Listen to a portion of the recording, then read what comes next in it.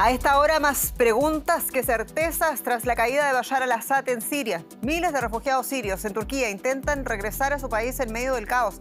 Cayó al-Assad, pero ¿cuán libre será Siria? Sobre el papel de las fuerzas yihadistas en el futuro inmediato del país y las garantías de seguridad a la población civil hablaremos en esta edición de Noticias. Soy Jenny Pérez, aquí en Berlín. Destacamos: los sirios celebran el fin de 50 años del régimen opresivo de la familia al-Assad. Los rebeldes ocupan las comisarías mientras el ex ejército de al-Assad abandona los puestos militares. El jefe de la disidencia habla de traspaso del poder. Muchos de los que huyeron de la guerra civil emprenden el viaje de regreso a Siria desde países vecinos. Desde hace más de una década, millones de refugiados sirios están dispersos por Turquía, Líbano y Jordania. Y en esta edición, Benjamín Netanyahu en la antesala de su primera vista de juicio por presunta corrupción. El primer ministro israelí deberá responder ante la justicia israelí, entre otras acusaciones de fraude, cohecho y abuso de confianza.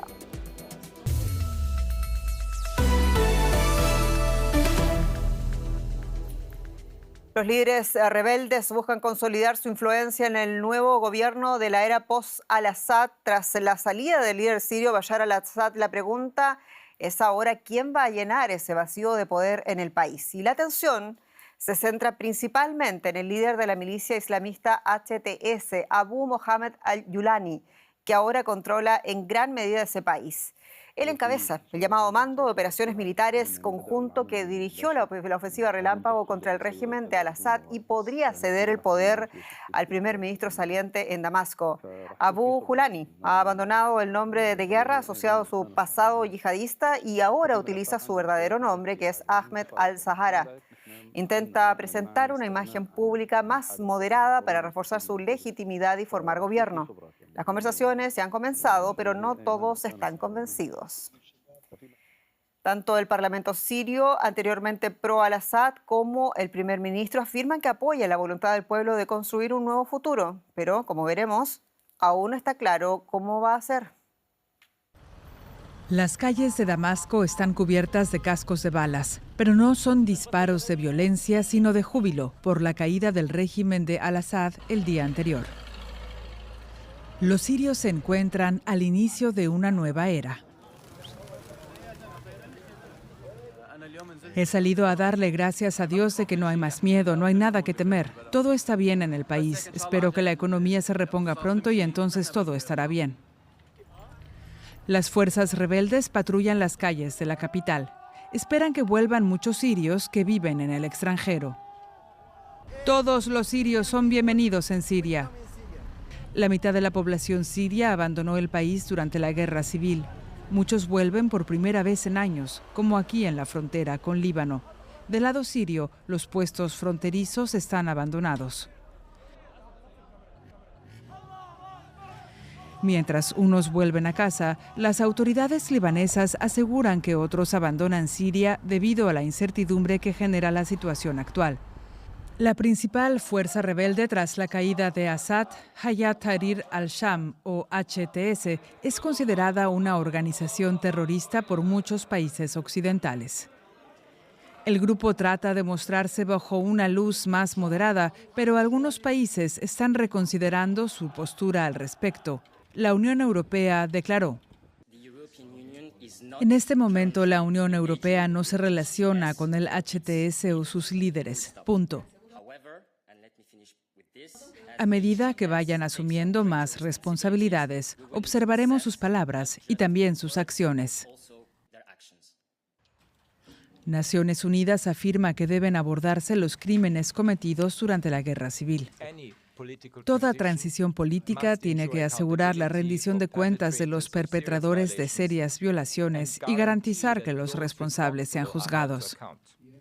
Un día después de la caída del régimen de al-Assad, es difícil decir qué dirección tomará el país. La comunidad internacional observa de cerca el desarrollo de la situación. Pero a pesar de la incertidumbre, en Siria hoy se respiran júbilo y esperanza. El periodista del diario El Independiente, Francisco Carrión, nos acompaña con la perspectiva desde Qatar, donde además se están realizando las negociaciones sobre el futuro inmediato de Siria, quiero decir. Francisco, saludos. Hablamos de lo que estaba pasando ahora mismo en el llamado foro de Doha. ¿Cuáles son los lineamientos que se discuten allí respecto al poder interino y lo que más preocupa ahora mismo, las garantías para la población civil? Así es, durante estos últimos días Qatar ha desplegado un alto voltaje diplomático, ha reunido en Doha, en la capital de Qatar, a los ministros de Exteriores de Turquía, Irán, Rusia, en los países árabes, con Qatar y Arabia Saudí a la cabeza. Y ha sido realmente interesante ver cómo todos esos países han establecido una serie de coincidencias y de puntos principales. Los grandes perdedores de la caída de Bashar al-Assad son evidentemente Rusia e Irán, que han perdido su influencia en el país y que intentan restablecer o establecer unas nuevas relaciones con la oposición siria. Y esos principales puntos de acuerdo son, por una parte, una transición inclusiva y pacífica, sin derramamiento de sangre y que incluya a todas las facciones de ese mapa multiétnico, multisectario que es Siria, en la que estén representados suníes y chiíes, pero también alawíes, drusos, cristianos y también los kurdos. Y lo que se ha pedido además es evitar los escenarios que nos encontramos en 2011 en Libia y en 2003 en Irak, es decir, el desmantelamiento del régimen en el caso iraquí.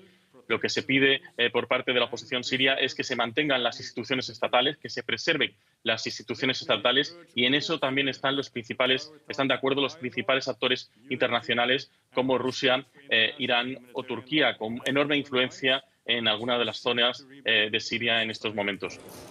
Francisco, hablamos de las garantías de todas estas minorías que acabas de mencionar y es que nadie puede asegurar cuán libre va a ser Siria bajo la influencia de facciones yihadistas como la llamada Alianza Islamista Hayat Tahrir al-Sham, HTS por sus siglas.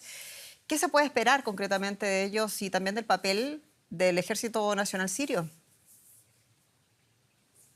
Bueno, es cierto que hay enormes desafíos, que hay enormes retos por delante, pero yo hablaba ayer con el líder de la oposición siria en el exterior, el interlocutor válido para Occidente, Hadi al-Bahra, que es el presidente del Consejo de la Coalición Nacional Siria, que está integrada en ese mando de operaciones militares que está controlando ahora mismo Siria y Damasco. Y lo que él nos decía es que HTS es solo una parte de esa coalición amplia de la oposición siria, y pedía un voto de confianza. Lo que sabemos hasta hoy es que durante esta última semana en Alepo los militantes de HTS han respetado la tolerancia religiosa. Ha habido enormes llamadas a la contención, al respeto al resto de minorías de Siria. Lo sigue habiendo hoy. Y lo que nos apuntaban también es que al-Golani es una persona que ha ido modificando, cambiando su discurso y su relato. Es verdad que estuvo vinculado a Al-Qaeda a través del Frente al-Nusra al principio de la revolución siria, de la guerra civil siria,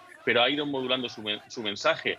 Cortó con Al-Qaeda, formó una nueva organización en 2016 y lo que apuntan desde fuentes de la oposición siria es que estaría dispuesto ahora a establecer una nueva coalición y a ofrecer nuevas garantías para que por parte de Occidente empiece su rehabilitación internacional. Hoy lo hemos visto con Reino Unido, que decía que está ya planteándose eliminarlo de la lista de organizaciones terroristas, y eso mismo podría pasar con la ONU. Ayer el enviado de la ONU a Siria también insistía en que tiene que ser un proceso en el que participen todos, el que nadie quede excluido, porque el error de excluir a ciertas facciones es ir hacia el escenario de Irak, en el que la exclusión de algunos sectores, la marginación de los suníes, por ejemplo, llevó al nacimiento y al fortalecimiento del autodenominado Estado Islámico. A ver cómo se desarrolla esta situación allá en Siria. Francisco Carrió, muchas gracias por tu análisis. Saludos. Multitudes se congregan a esta hora en la prisión de Said Naya en las afueras de Damasco, desesperadas por conocer el destino de sus seres queridos. El tristemente célebre complejo militar fue utilizado para detener a decenas de miles de personas que cayeron en desgracia con el régimen sirio a lo largo de las décadas. Les advertimos que algunas imágenes de nuestro siguiente reportaje pueden resultarles perturbadoras. Entran a toda prisa para liberar a sus seres queridos. Miles de personas irrumpen en una de las prisiones más famosas de Siria, cerca de Damasco.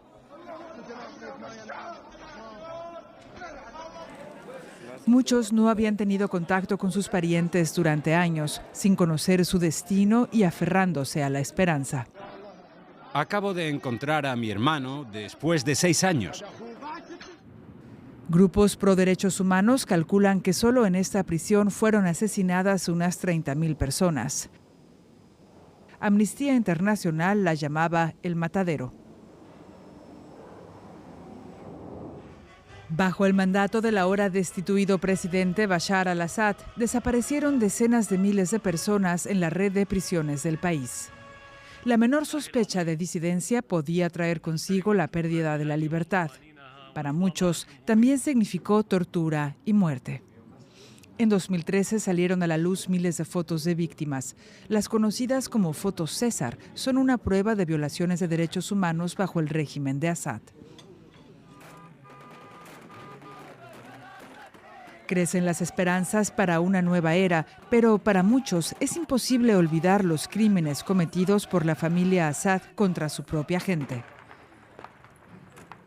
Era un régimen criminal, tanto Bashar al-Assad como su padre. No nos trajeron más que dolor y tortura. Prisioneros liberados se unen a la multitud en las calles de Damasco. Pero otras familias todavía tienen una agonizante espera por delante hasta saber si sus seres queridos están vivos. Se mueve el tablero de operaciones y también el ministro de Israel de Relaciones Exteriores, Gideon Saar, ha informado este lunes que su país atacó depósitos de armas químicas en la vecina Siria. Saar dijo que atacaron almacenes de misiles y cohetes de largo alcance para que no caigan en manos de extremistas. Además, el ejército israelí ordenaba tomar el control de la zona de distensión desmilitarizada de los Altos del Golán, territorio sirio ocupado y anexionado por Israel. Según el Observatorio Sirio de los Derechos Humanos, Israel lanzó en la madrugada del lunes varios bombardeos contra posiciones militares y depósitos de armas en varias regiones de Siria tras la huida de Bashar al-Assad.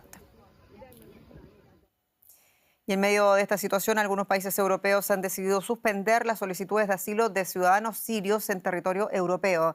Gobiernos, por ejemplo, como el de Austria, se alistan a preparar un programa de repatriación y deportación.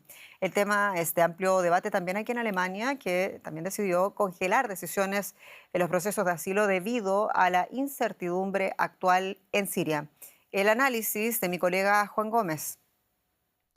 Y mientras Rusia confirmaba el lunes que concede asilo político al depuesto dictador de Siria, Bashar al-Assad, Alemania anunciaba a mediodía que congela las solicitudes de asilo a los refugiados sirios que están en el país. Es una medida que no tiene repercusiones inmediatas. Para estos solicitantes es una especie de pausa, porque las autoridades consideran que la situación en Siria es demasiado confusa por ahora para permitir semejante decisión. Es una medida que paraliza algo más de 47.000 solicitudes de asilo que están en curso. Hay casi 1 millón de personas con ciudadanía siria que viven en Alemania. La mayoría vinieron a partir del comienzo de la brutal guerra civil siria en 2011 y sobre todo después de 2015. Miles de estos refugiados celebraban este fin de semana en las calles de las grandes ciudades alemanas la caída del dictador Assad. Los que tienen de ellos estatuto de refugiados no lo van a perder ahora, pero estamos en plena precampaña electoral y el futuro de los refugiados en el país interesa a muchos votantes, así que hay un debate servido. Algunos en la oposición democristiana han sugerido facilitar el regreso de los sirios a su país mediante una oferta de dinero y con vuelos gratuitos desde Alemania. Los partidos del gobierno, en cambio, piden cautela hasta que se alcance cierta estabilidad en el país árabe. Más allá de estos debates, está por ver si los acontecimientos en Siria permitirán el regreso de millones de huidos durante la guerra o más bien va a causar una nueva ola de refugiados con destino a Europa y a otros países. Vamos a dejar este tema para hablar de otras cosas. Y mi colega Rosa Casals y Economía, Deutsche Welle, bienvenida. ¿Qué tal? Muchas gracias, Jenny. Pues hablamos del intercambio de sanciones comerciales entre China y Estados Unidos que se ha intensificado. Ahora China acusa al gigante estadounidense de semiconductores Nvidia de violar las leyes antimonopolio, lo que provocó una caída del 3% de las acciones de la compañía. Las autoridades antimonopolio chinas han iniciado una investigación contra Nvidia. Así lo informó la televisión estatal el lunes. A pesar de las severas sanciones estadounidenses, China sigue siendo un mercado importante para el fabricante de chips. La empresa vende ahí menos chips de alto rendimiento. Para los observadores del mercado, este paso de las autoridades chinas es una reacción al endurecimiento del embargo estadounidense a la tecnología de exportación china. Washington intenta desde hace 3 años prohibir la entrada de semiconductores del país asiático. Recién hace unos días puso a 140 fabricantes chinos en su lista. En Alemania este lunes, tan solo en los turnos de la mañana, cerca de 70.000 empleados de Volkswagen secundaron paros de 4 horas para protestar por los planes de ahorro de la mayor automotriz europea. Es la segunda huelga en lo que va de mes. La industria del automóvil en Europa y especialmente en Alemania está en crisis. La debilidad de la economía, los elevados costes de producción y la competencia china causan problemas al sector. Hoy los empleados de 9 de las 10 plantas alemanas, como aquí en la sede central de Wolfsburgo, pararon el trabajo durante varias horas. El poderoso sindicato IG Metall amenaza con prolongar la huelga en el conflicto salarial con Volkswagen a partir del año que viene si el grupo empresarial no hace concesiones. La directiva, por su parte, insiste en recortes salariales del 10% y amenaza con cierres de plantas y despidos masivos. La fábrica de Volkswagen en Zwickau, en el este de Alemania. Alrededor de 10.000 empleados producen aquí únicamente autos eléctricos. Desde el 2019, la producción se reorientó completamente a la movilidad eléctrica. En esta planta se invirtieron en poco tiempo 1.200 millones de euros para transformar la producción de motores de combustión a eléctricos. Pero las ventas de autos eléctricos en Europa no arrancan, por lo que Volkswagen redujo sus operaciones de 3 a 2 turnos. Además, se apuesta por modernización e innovación. En la cadena de montaje trabajan robots y humanos juntos. Es de ciencia ficción trabajar al lado de un robot industrial sin ningún elemento de seguridad. Los robots colaboran con los empleados. La gente no tiene que temer a la tecnología. Pero la tecnología no es a lo que más temen. Para ellos, la verdadera amenaza son los recortes. En las plantas principales de la empresa, los empleados hacen huelga.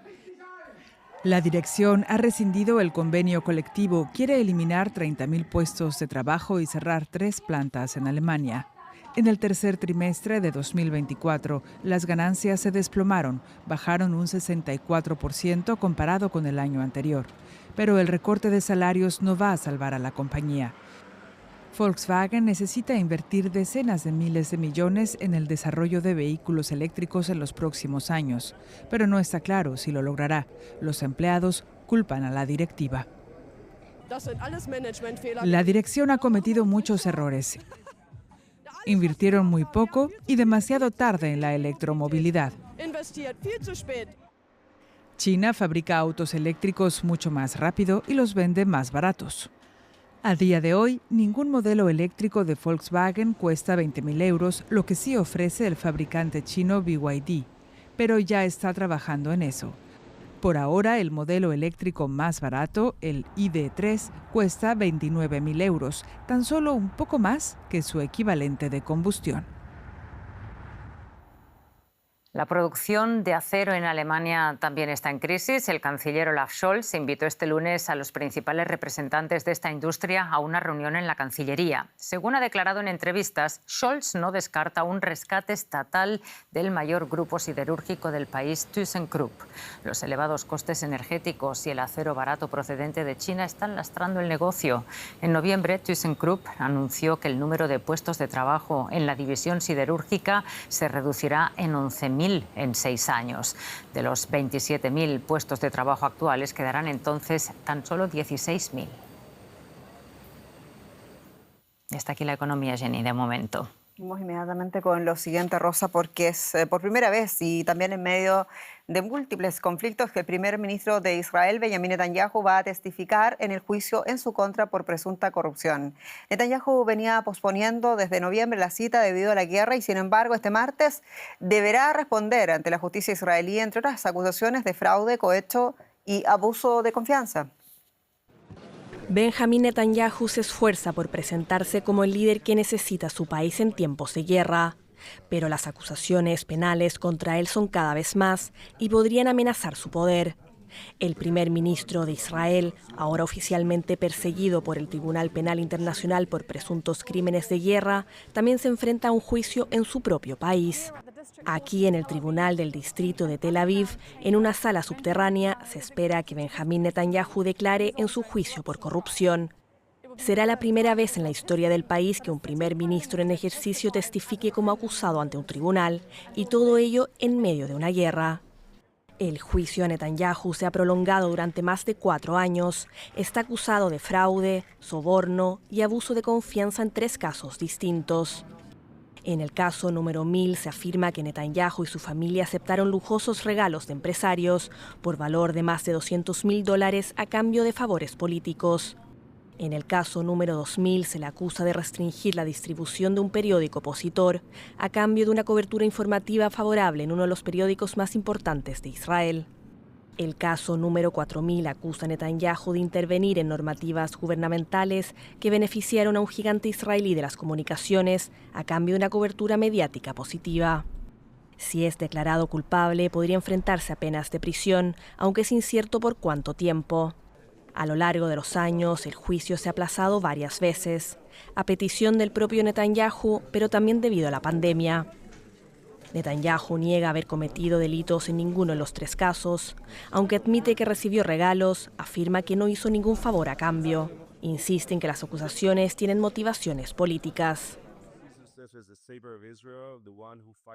Se ve a sí mismo como el salvador de Israel, el que lucha contra el terror, y lo hace mejor que cualquier otro dirigente de Israel e incluso del mundo. Ser acusado o condenado manchará su legado. Y sus críticos lo acusan de prolongar a propósito la guerra en Gaza para retrasar el juicio y mantenerse en el poder. La única preocupación del primer ministro es su propia supervivencia. Quiere mantenerse en el poder. Al mismo tiempo, Netanyahu ha podido utilizar el juicio para ganar puntos entre sus partidarios. Le sirve para su electorado político, diciendo: ven, estoy siendo perseguido por todo tipo de enemigos negativos, incluso en el propio sistema judicial, que encuentran todo tipo de acusaciones falsas. El equipo jurídico de Netanyahu solicitó retrasar su comparecencia. Aseguran que el primer ministro no ha tenido tiempo suficiente para preparar su defensa porque está demasiado ocupado con la guerra.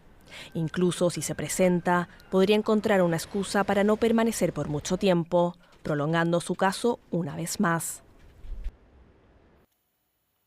Más noticias internacionales a continuación.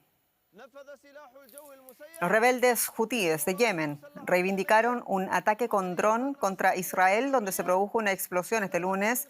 Y según un portavoz hutí, se trató de un objetivo sensible en la ciudad de Yafne, al sur de Tel Aviv. No se han reportado víctimas. La policía australiana ha confirmado que el incendio provocado en una sinagoga de Melbourne la semana pasada se está investigando como un acto terrorista. Las llamas causaron importantes daños en el edificio. Testigos señalan que vieron a varias personas en el interior vertiendo líquido en el suelo. La policía busca a 3 sospechosos. En Estados Unidos, la policía de Pennsylvania detuvo a un sospechoso en relación con el asesinato del director ejecutivo de United Healthcare, Brian Thompson, ocurrido el pasado miércoles en Manhattan. Según la policía de Nueva York, el hombre llevaba un arma de fuego y un documento de identidad falso que coincidía con el utilizado por el sospechoso para registrarse en un albergue de Nueva York. Y ponga atención a la siguiente historia porque, pese a todo, hay de aquellas inspiradoras en Cuba, donde las radionovelas siguen cautivando a muchos en medio del auge de las plataformas digitales. En el año 1948, ustedes se recordarán, El Derecho de Nacer se convirtió en todo un éxito en América Latina. Casi 80 años después, la radionovela Amores en subasta, producida en La Habana, cuenta con miles de oyentes. Las condiciones para producir no son fáciles, pese al gobierno cubano, pese a la crisis económica y energética que afronta el país. Amores en subasta. En este estudio de grabación en La Habana, el tiempo parece haberse detenido en los años 50, a inicios de la Revolución Cubana. Un grupo de actores dan vida a los personajes de Amores en subasta, una radionovela que cautiva a los cubanos, producida por Radio Progreso. Las condiciones para producir no son fáciles. Los equipos están obsoletos, los técnicos deben usar el ingenio para producir los efectos de sonido y los actores graban durante horas en medio de un calor intenso. Se abstienen de usar el aire acondicionado en el estudio debido a la crisis económica y energética que enfrenta el país. Hacer radios, como todo, se ha vuelto muy complicado y esto no está exento. Y es horrible el calor allí. También deben afrontar el éxodo de actores, pero a pesar de las dificultades y el auge del streaming, en Cuba el amor por las radionovelas perdura.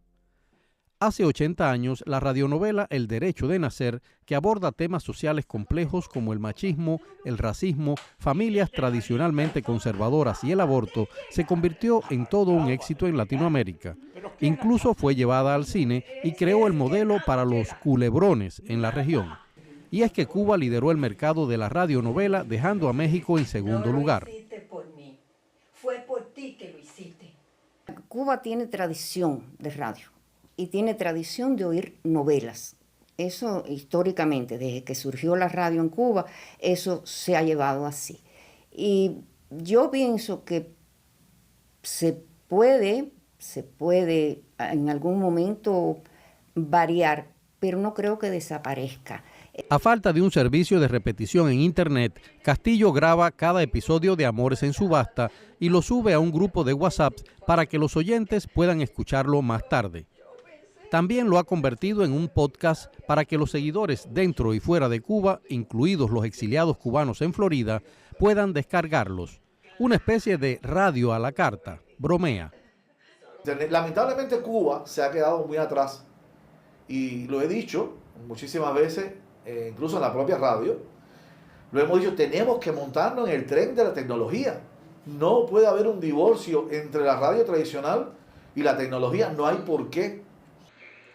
Al otro lado de la ciudad, Milvia Lupe Leiva, una jubilada de 82 años, también escucha absorta las historias de aventuras ilícitas de la nobleza cubana. Me siento feliz con mi radio.